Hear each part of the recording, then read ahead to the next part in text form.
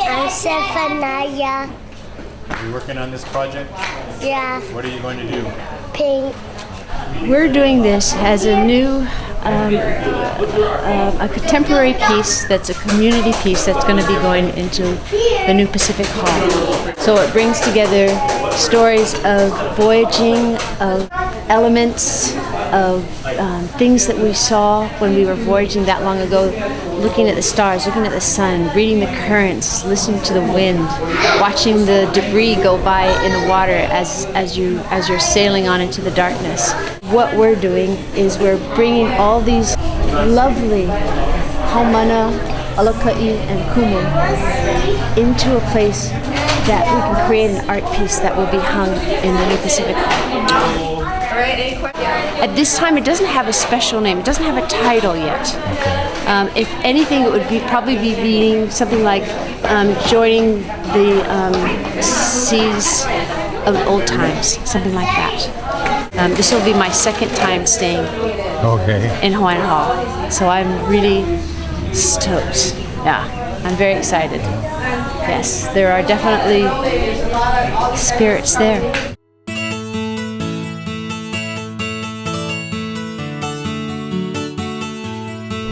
If you were dealing with light or something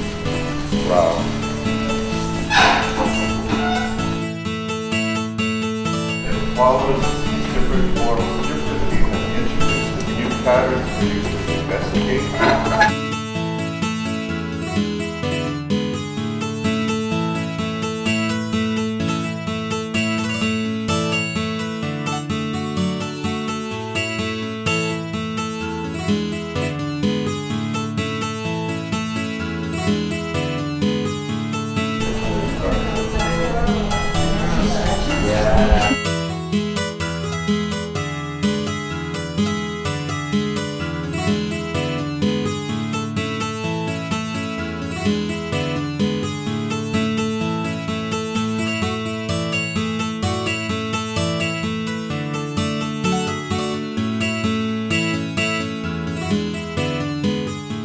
Very hard and cold, and I had the smallest blanket.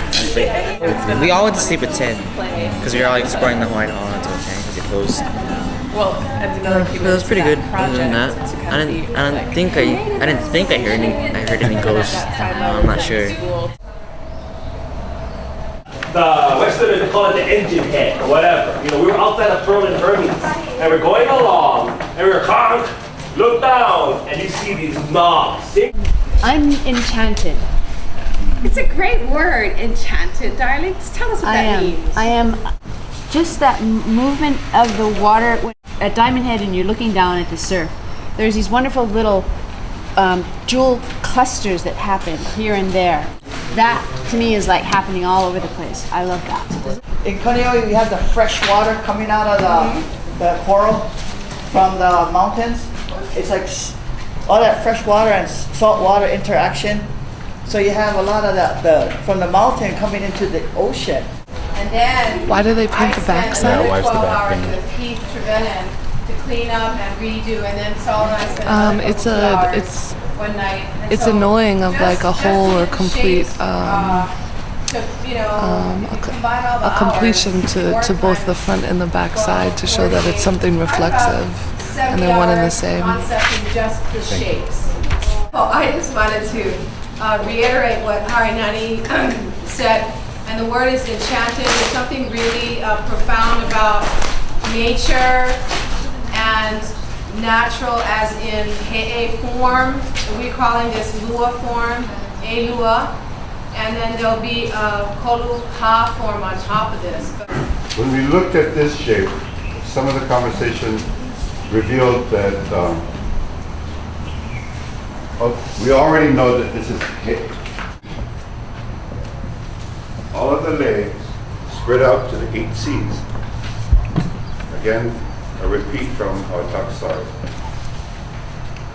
When it stretches out to these areas, what are they doing? They're building a new society, a new group of people, adjusting to wherever they go.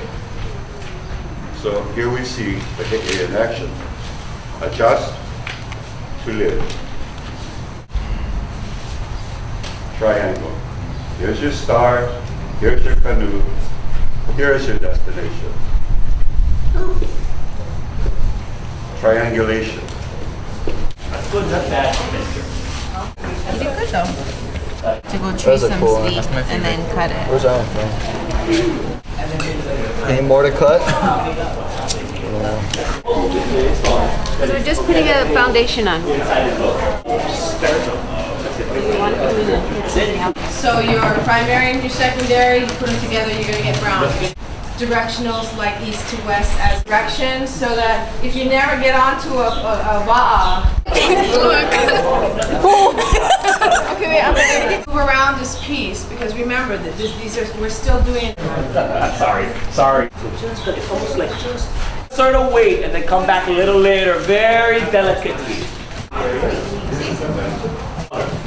We don't want to establish patterns, we want to establish color. Yeah, necessarily make difference.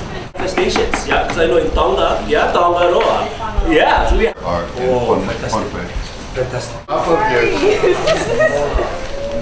later so that we don't have to paint around the line. So that traditional signature. Okay, and it doesn't get post-production. After like so. No. Maybe you're from the other side. So. Yeah, you know, that is the first to say like yeah, really, like. Yeah, great. So Beautiful layering that's happening. Oh, fantastic, you guys. See, at this point, I'm actually loving it. Yeah, that's that. Did you just say the coconut? This is like. Can you imagine? Is filling it in here. Do it and glaze in or paint in. That's what I say. Because it floats right. But then when I take them apart periodically, I'm gonna be puzzled. I love it. Gosh, that's so beautiful. No, but we know all that energy that's happening. That informs the finishing layer, and that's what makes each and every one of them. Inside the weight. Here's your brush. Go for that top.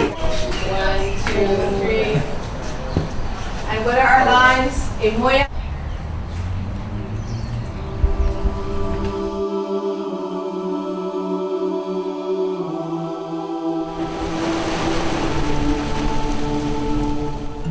Tell me about the process. You obviously got a community where you start with. You know, the whole idea is to build community and to deepen collective understanding and to Haumana things, to bring spirit to the work we do together. These kinds of opportunities are so remarkable. It's such a privilege to work with children, beloved friends, and supporters, because it really builds joy. I am just part of a we, and we are just having a blast, learning from each other, being courageous, doing things that we just love to do together, exploring, taking chances. This thing has changed so radically over the last couple days, so I just have to just kind of jump up and down with exhaustion and just kind of joy at the same time. You had a starting vision. Correct. And have we completely altered that vision, or are we close to the vision that we started with? Well, you know, honestly, we have gone well beyond the petitions that we each offer to each other. We each have our own ideas, and I'm trying to hold the energy together, and that's what my task is, to bring the children, to bring the Alaka'i, to give us all experiences to work with one another, to put paint to surface, but to put spirits and joy to share that with one another. So, you know, as close as we are to the vision is the process. You know, we started with some recognizable processes and shapes, and now we've done our best to obscure them. Absolutely, and it's He'e talking to us. He'e as in not only animal form but God form. Spirit. In other words, do you want something staring right at you? No, you just want something to whisper in the breeze, to ripple on the water. So this is, islands being called, seas being invoked and brought together. Haumana and our gods and goddesses having conversation, and a lot of it's right brain. It's just staying out of the way and not trying to intellectualize too much, but just to give us a chance to find our na'au and work that na'au again. It's kind of wild, because when you're saying to me where we desperately try to look for things, it's true, but what we're trying to do in this mural is give you so much that it'll take a lifetime for contemplation to work through the mural, of mo'olelo, of conversation about moon and cycles and coral and deep oceans and the kauna of sunrise and effervescence of sea foam, you name it, it's all here.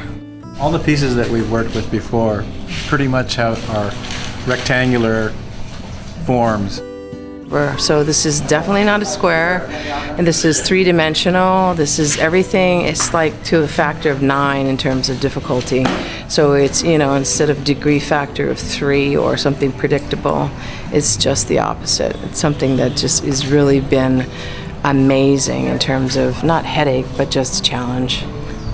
We're in the ocean, and we're, touching on the tops of the atolls. We are just trying to be in the same ocean together. And good thing the ocean is broad, expansive, and deep and extraordinary, because we are having a chance to conjure something together.